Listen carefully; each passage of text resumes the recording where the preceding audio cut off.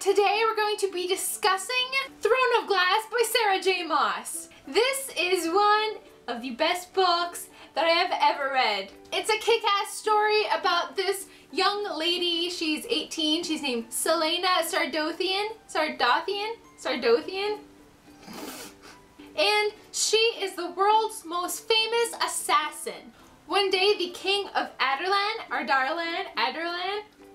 decides he wants his own personal assassin, so he tells all of his, I don't know what they would be called, his noblemen, maybe, to go and find their assassin to compete in a competition where they will be doing all sorts of tasks to find out who will be named the king's champion, his own personal assassin, and the crown prince, which is obviously the king's son, picks Selena Sardothian, I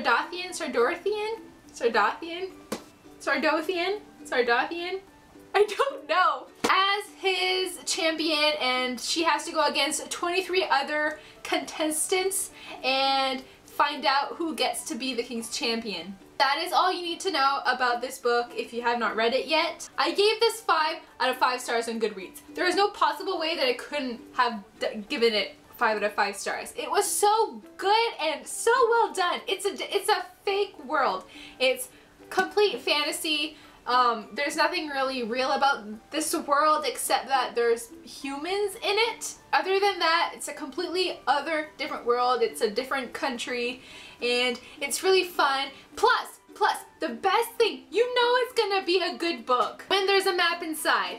Maps just scream good book. It screams I'm gonna be awesome. And of course it was awesome. It was so well written, and just the fact that there was a map made it so much easier to comprehend where everything was and where people came from, and just everything was so well done. You have to go read it. Go pick it up. Go rent it from the library. Go buy it on Amazon. Go buy it at your bookstore. It doesn't matter where. Just go pick it up and read it and let me know what you thought about it. So go read it and come back and let me know what you thought about it. So now I'm gonna go discussing it more in detail. So if you haven't read the book, just be careful, because I will be telling you about some things that you might not want to know if you haven't read the book. So I'm just warning you. So let's get into it. The first 2 chapters of this book had me hooked right from the start.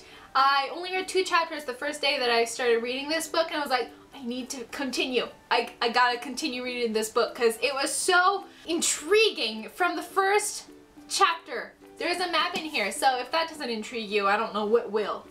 This book has the same type of POV situation as the Mortal Instruments and the Infernal Devices. It's based on a few different people's points of views, but it's not first person, it's always third person. So I really enjoyed that. I know I said in my wrap-up that I didn't really enjoy third person point of view, but this type works. Every so often we switch from Selena's point of view to Kale's point of view to Dorian's point of view to the Princess Nemia? I said Nemia. I also said Kale. Is it Kale? I don't know. Why do they make names that we can't pronounce properly without questioning ourselves? I don't know about you, but Selena reminded me so much of Katniss Everdeen from The Hunger Games. They have the same type of personality where they're very snarky. Well, is Katniss snarky? I can't really remember if Katniss is snarky. She's more sarcastic. Selena's sarcastic too, but she's really snarky and funny and witty, and she always has a comeback for you. So you better be careful what you say, because she's gonna come back and knock you off your feet. She's not afraid to push the limit and go for what she wants, and she's a little daredevil. She's not afraid to try something that might put her in danger in the future. Bonus points for Selena Sardothian.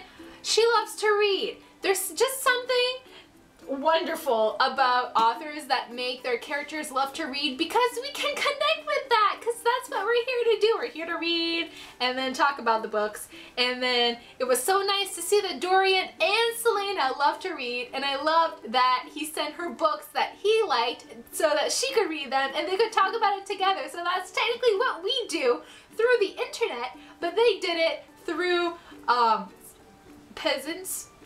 In the beginning of the book, somewhere in the first 20 chapters, okay, there's only like 35. No, there's like 55. Somewhere in the first 20 chapters, they use the word swag. Are they supposed to use swag in this type of era? It's like a medieval time, but not really medieval. On page 126, Selena is getting really worked up about something, and she quotes this: her fist aching to bash his teeth down his throat. What in the world? That must hurt pretty bad. I wonder if she actually did that once, bashing somebody's teeth down his throat, so punching him hard enough that she knocks out his teeth and keeps going and pushes them down his throat. Kick-ass Selena. So the test, I thought it was going to be more of a duel all the time where they would have to compete against each other like face to face. So they would always be like sword fighting each other so that when we get eliminated, each time they like fought each other. I thought it was like to the death kind of thing, but it was really more like a Harry Potter type of thing where it's a real competition with like tasks and stuff where they have to climb a wall. Which cup doesn't have the poison in it kind of thing. It's not like face-to-face duel, which I thought it was gonna be because, you know, it's assassins already. So I thought assassins competing against assassins, but it didn't do that until the end, until there were, what, 4 left, and she went against Varen? Was it Varen that was against Selena at first, and then she went against Cain? Speaking of that last duel, that was the most stressful thing I have ever read in my entire life. Just Selena was getting poisoned all over the place, and that stupid Caltaine person. And I loved how